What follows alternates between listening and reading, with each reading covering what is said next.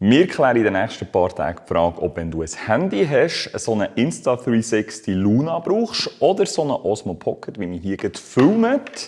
Das Teil ist co-engineert und darum haben mich ein paar von euch auch gefragt, ja, das ist ja irgendwie halbwegs von Leica. Es ist co-engineert. Ich weiss nicht, wie viel Leica da genau hat gemacht, aber es hat auch das Leica-Logo drauf. Also wir haben Zettel und so ein Bändeli. Ein USB-C-Kabel ist tatsächlich dabei. Das Bändeli ist echt nicht schlecht, weil bei diesen Kameras, die man so in die Finger nehmen kann, ja, ist vielleicht manchmal nicht schlecht, wenn es... Also, das Teil kommt so in einer Shuttle, das ist schon mal gut, der ist verräumt. Da hinten hat es so Plätze, wo man zusätzliche Weitwinkellinsen und Mistfilter kann platzieren kann. Für mich begrenzt spannend, ich will wenn dann einen Endenfilter. Das wäre jetzt das Gerät.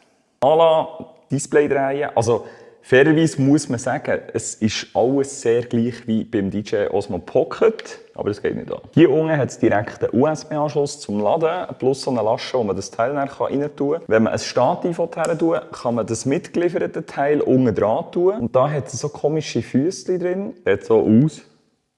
Dann kann man das Teil aufstellen. Flimsy. Aber man kann es besser herstellen. Eingesteckt, wahrscheinlich ist der Akku komplett leer. Das fällt mir in letzter Zeit auf, dass neue Sachen komplett leer kommen. Welche Sprache mit der App verbinden? Macht euch bei diesen Apps nichts vor. Ohne die Apps sind die Geräte nicht wirklich für viel. Und wenn ihr in die Apps wollt, dann müsst ihr irgendein Konto machen, dann müsst ihr Nutzungsbedingungen zustimmen.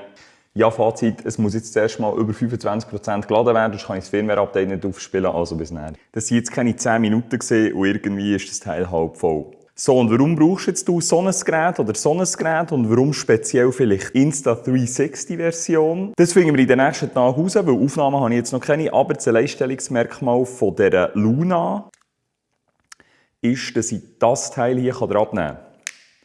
Krass, wie gut das verarbeitet ist. Ich kann also das Teil irgendwo aufstellen, nehme das Teil mit, ich sehe mich selber, ich kann mich kontrollieren, ob ich gut im Bild bin und kann noch hier reinreden.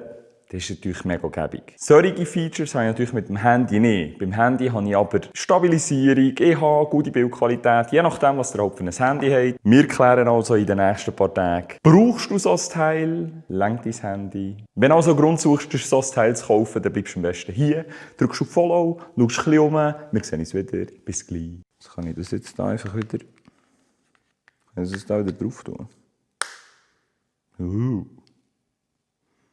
Ist gut verarbeitet.